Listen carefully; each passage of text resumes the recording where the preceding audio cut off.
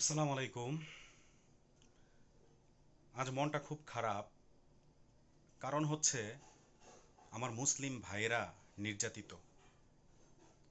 আমি একজন সাধারণ মুসলিম হিসেবে অবশ্যই এটা খারাপ লাগার কথা। আপনাদেরও হয়তো খারাপ লাগে। কিন্তু আমাদের আসলে দোয়া ছাড়া তেমন কিছু করার নাই। করার আছে,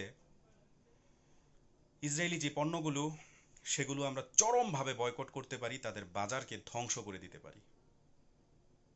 খুব খারাপ লাগে, খুব কষ্ট লাগে এই মনটার মধ্যে। একজন মুসলিম হিসেবে আমার খুবই কষ্ট। ফিলিস্তিনের ভাইয়েরা, বোনেরা, মা, শিশু বোমার সাথে উড়ে যাচ্ছে।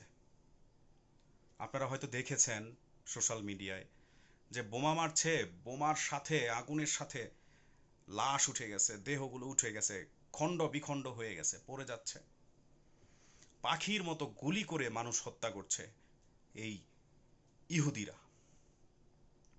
অপরদিকে অপরদিকে মুসলিম বিশ্বের বাঘা বাঘা রাষ্ট্রপ্রধান, তারা দেখলাম কেক কাটতেছে।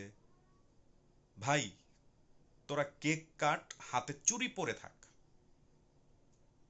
তোদের কাছে মুসলিম বিশ্ব এটা আশা করে নাই।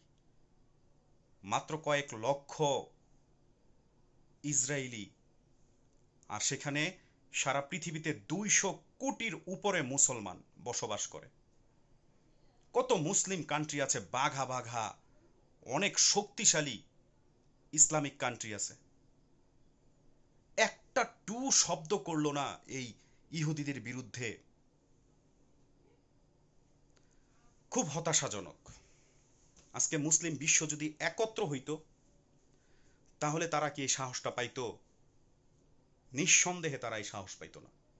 তারা হাতে চুরি পরে বসে আছে। হাসরের ময়দানে কিন্তু এর জবাব দিতে হবে যে তোমার মুসলিম ভাই বিশ্বের একটা প্রান্তে এইভাবে নির্যাতিত হচ্ছিল, তোমরা কি করেছ? আপনাকে আমাকেও জবাব দিতে হবে। ইমানের 3টা স্তর আছে, জানেন তো? যে অন্যায়ের প্রতিবাদ করতে হবে হাতের দ্বারা। যদি হাতের দ্বারা সম্ভব না হয়, তাহলে মুখে প্রতিবাদ করতে হবে। যদি মুখের দ্বারাও সম্ভব না হয়, তাহলে সেই কাজটাকে মন থেকে ঘৃণা করতে হবে।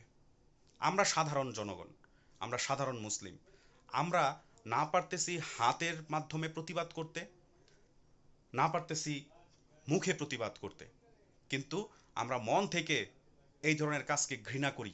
হাসরের ময়দানে যেন অন্ততপক্ষে বলতে পারি যে আমার ফিলিস্তিনি ভাই বোনদের, মা ও শিশুদের পক্ষ হয়ে আমি দু একটা কথা বলছিলাম, যাতে আমার দ্বারা আরো দু একটা ভাই বোন অনুপ্রাণিত হয় এই ইসরায়েলিদের বিরুদ্ধে, তারা যেন সোচ্চার হয়। আসুন আমরা সবাই মিলে ইসরায়েলি পণ্য বয়কট করি।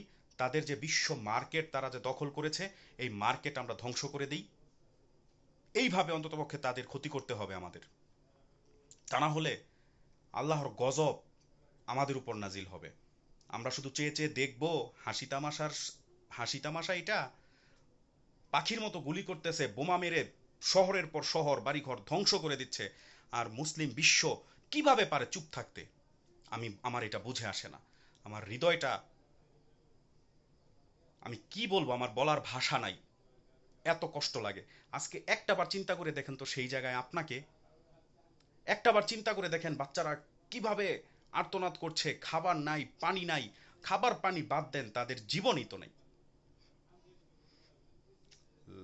কবর দেওয়ার জন্য জায়গা খুঁজে পাচ্ছে না, কাফনের কাপড় নাই, আর সেখানে মুসলিম বিশ্ব চুপচাপ বসে আছে। আমি ধিক্কার জানাই তোমাদের মতো ক্ষমতাধর এই মুসলিম কান্ট্রিকে। আমরা সাধারণ পাবলিক হিসেবে, আমি একজন সাধারণ নাগরিক হিসেবে, একজন সাধারণ মুসলিম হিসেবে, মোহাম্মদের উম্মত হিসেবে সাল্লাল্লাহু আলাইহি ওয়াসাল্লাম, আমি আপনাদের কাছে রিকোয়েস্ট করি, ইসরায়েলি পণ্য বয়কট করেন। ইসরায়েলি পণ্য বয়কট করে আসুন আমরা মুসলিম বিশ্বের পাশে দাঁড়াই।